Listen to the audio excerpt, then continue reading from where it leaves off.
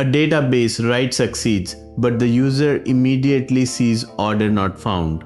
Look at the top left corner where the user places an order. Follow the white arrow to the leader database and trace the path down to the read replicas. Right now your system returns stale data because replication lag delays updates to follower nodes by up to 3 seconds. Most engineers assume a successful write means instant visibility, but asynchronous replication breaks that promise every single day.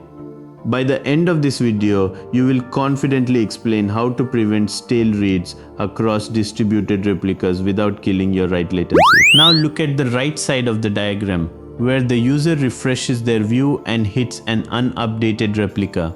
Trace the path to the bottom right showing the cap theorem triangle, where choosing availability and partition tolerance forces you to sacrifice immediate consistency. Two tools handle this in production: Amazon DynamoDB and Apache Cassandra. DynamoDB uses tunable quorum consistency per request, while Cassandra lets you balance replication factors directly in code.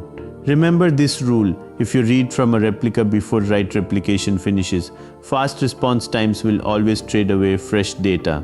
In the next scene, we will look at what happens when your traffic hits 10,000 writes per second. When your application scales past 10,000 writes per second, replication lag stops being a background detail and becomes a user-facing bug.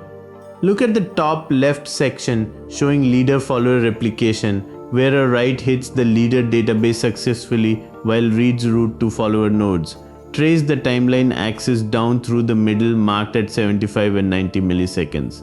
Follow the path to the bottom right box labeled user A sees old state. You think scaling out read replicas gives you free performance, but asynchronous propagation introduces a 50 millisecond gap that causes users to see missing orders. Look at the bottom section titled Achieving Consistency Quorum, which breaks down read and write formulas like R plus W greater than N. Now move your eyes to the top right box, displaying the CAP theorem triangle, balancing consistency, availability, and partition tolerance. Most developers assume adding more replicas makes a database faster and safer, but it actually increases the chance of serving stale data, unless you configure quorum read and write overlaps. Now let us look at exactly how this concept works, the mechanism that makes it possible. Look at the left side of the screen under leader-follower replication. This architectural pattern forms the backbone of most web services. All database writes go to one central leader, which is the only node allowed to change data. Follow the flow from the client icon to the leader DB.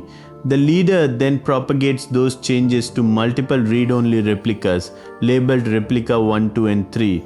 Below that, compare the two ways to handle this propagation. Trace the path on the far left for synchronous replication. The user's write waits while the leader ensures replica 1 acknowledges the data. You trade higher write latency, typically 20 to 50 milliseconds, for instant strong consistency across the system.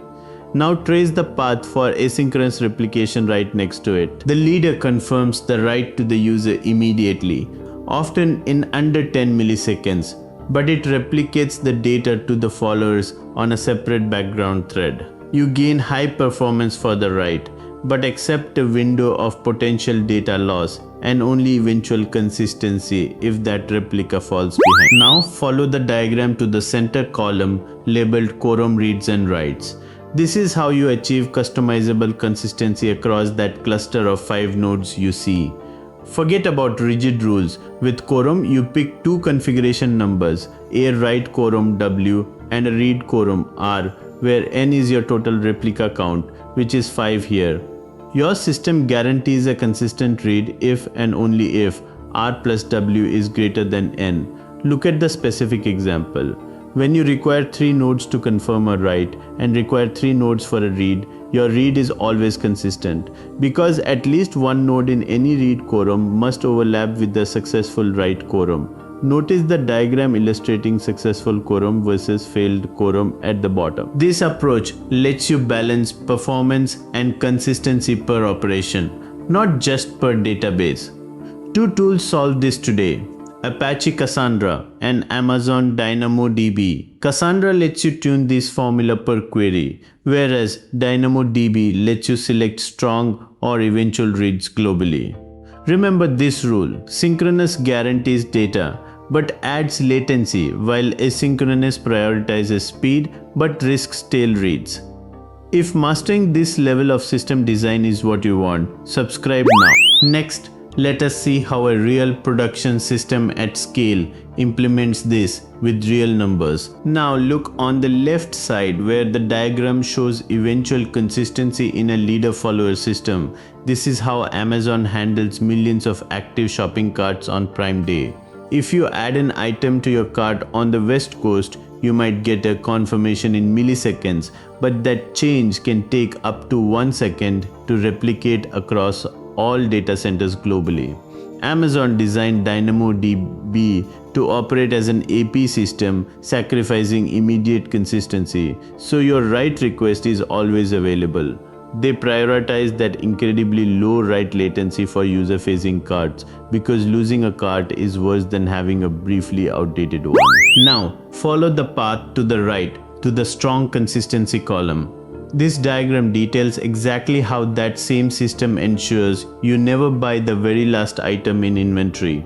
Inventory counts are never eventually consistent. They must be precise, or Amazon would sell stock they do not have. This uses a strict quorum where a read request waits for confirmation from at least 2 nodes.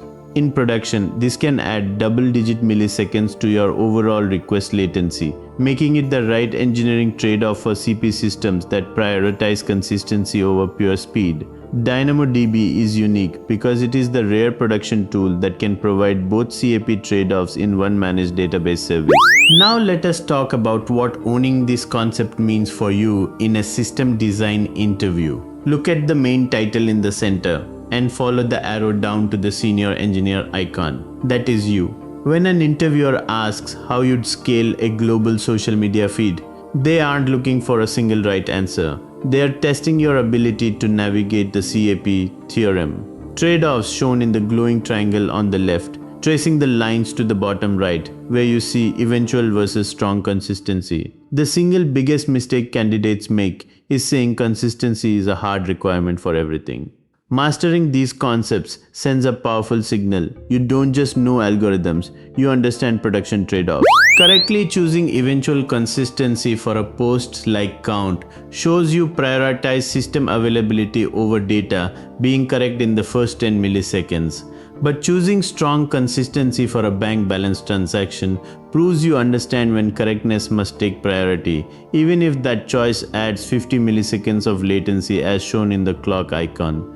Engineers actually use Apache Cassandra to tune consistency per query, while they often lean on Google Cloud Spanner for true atomic distributed transactions across regions. Two tools, completely different consistency choices. Remember this one takeaway: replication without a defined consistency model is just data waiting to conflict. Now that you can master consistency trade-offs, your next interview hurdle is explaining the consensus protocols that make distributed databases like Spanner even possible. To go deeper, you absolutely must watch our deep dive into the Raft consensus algorithm right now. Subscribe for a new system design breakdown every Sunday.